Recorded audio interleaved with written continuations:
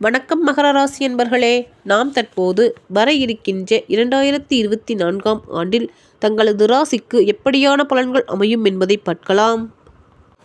நீங்கள் உறுதியான திடமான எண்ணம், பண்புடன் அடக்கத்துடனும் அமைதியாய் எந்த சூழ்நிலையிலும் நிதானம் தவறாமல் எல்லாவற்றையும் நுண்ணறிவுடன் சமயோஜிதமான செயல்களை செய்து ஆற்றல் மிகுந்தவர்களாக காணப்படுவீர்கள். உங்களின் குடும்ப நிர்வாகத் திறமை மற்றவர்களுக்கு எடுத்துக்காட்டும் வகையில் அமையும்.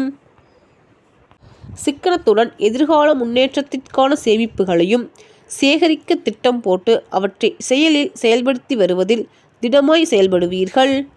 அனைவரிடத்திலும் அடக்கமாய் பேசி பழகி ஒருங்கிணைந்து சென்று தன் சுய காரியங்களை ஜெயம் செய்வீர்கள்.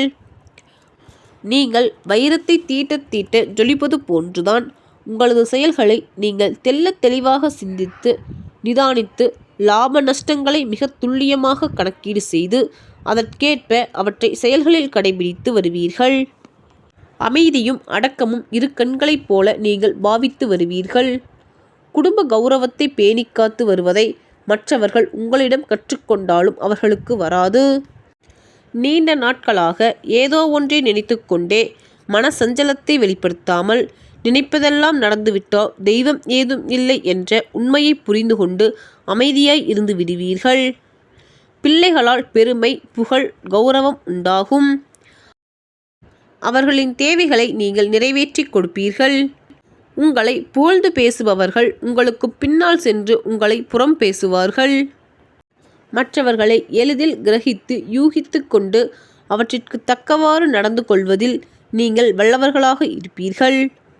கணவன் மனைவி இடையே ஒருவரை ஒருவர் நன்கு புரிந்து கொண்டு நல்லிணக்கத்துடன் விளங்குவீர்கள். நீங்கள் செய்யும் உத்தியோகத்தில், தொழிலிலும் வியாபாரத்திலும் ஏற்றம் கிடைக்கும் ஆண்டாக இந்த ஆண்டு உங்களுக்கு அமைய இருக்கின்றது.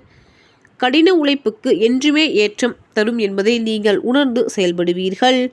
ஜீவனகாரகனும் பாக்கியக்காரகனும் இணைந்து பல நல்ல முன்னேற்றங்களையும் உங்களுக்கு நிரந்தரமாக அளிப்பார். உங்கள் ராசியை பாபர் பார்வையிடுவதால் மனக்குழப்பம், சஞ்சலம், வீண் கற்பனை, இயலாமை, கனவு தொல்லை, அலட்சியம் உங்களுக்கு அவ்வப்போது நிகழும். தனவரவு உங்களுக்கு திருப்தி தரும் வகையில் அமையும். நீங்கள் வீண் விரயங்களை கையாளாமல் சேமிப்பதற்கு வழிவகை செய்து கொள்ளுங்கள். தங்கள் ராசிக்கு உங்களின் குலதெய்வத்தை வழிபாடு செய்வது நன்மையாக அமையும். நன்றி மகர ராசி என்பர்களே, தங்களை அடுத்த வீடியோவில் சந்திக்கின்றேன். நன்றி, வணக்கம்.